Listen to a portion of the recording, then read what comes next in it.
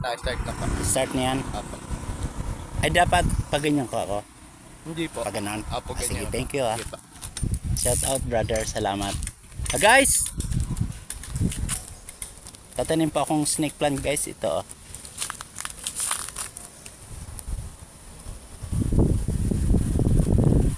Yeah.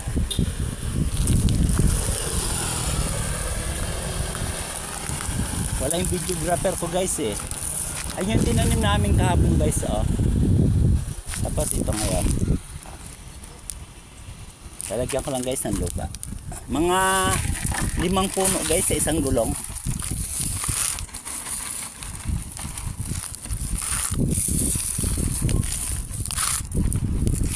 Ayan.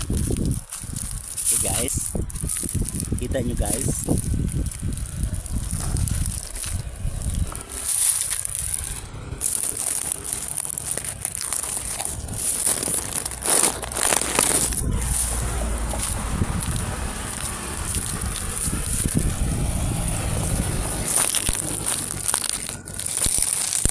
Ba, madilim yata ah.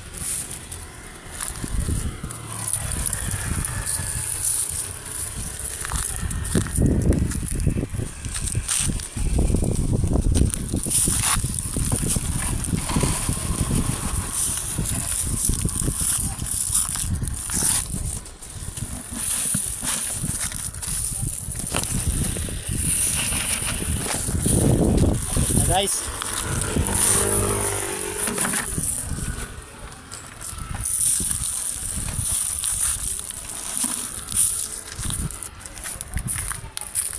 bagay so ito guys yung iba oh. Aayusin ko na lang siya guys.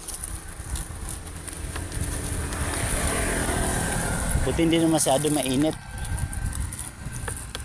kasi alas 6 na. Mag-ingat pala kayo guys, yung kura-paroko namin bumigay kahapon, hindi ko alam kung sa init. Kung tutusin guys, bata pa yun, 55 lang. Na heat stroke yata o di ko alam guys kung may sakit siya sa puso. Nakaabot pa naman ng ospital. Dala siguro ng init. Guys, ang ganda.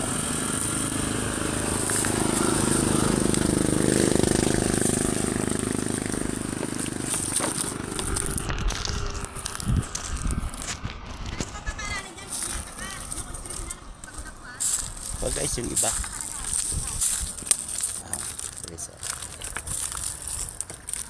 Medyo may nagwalis guys ng kalsada.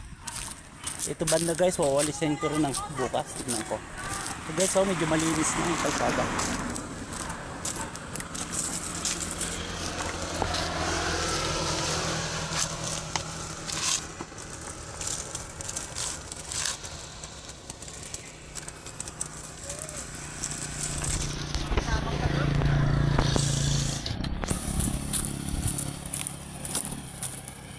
Hey guys,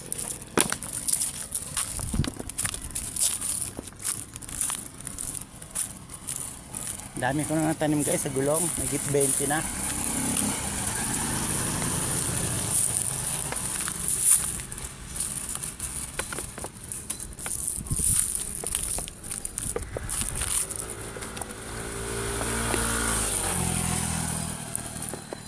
Hey guys, di ko na pakakahabaan.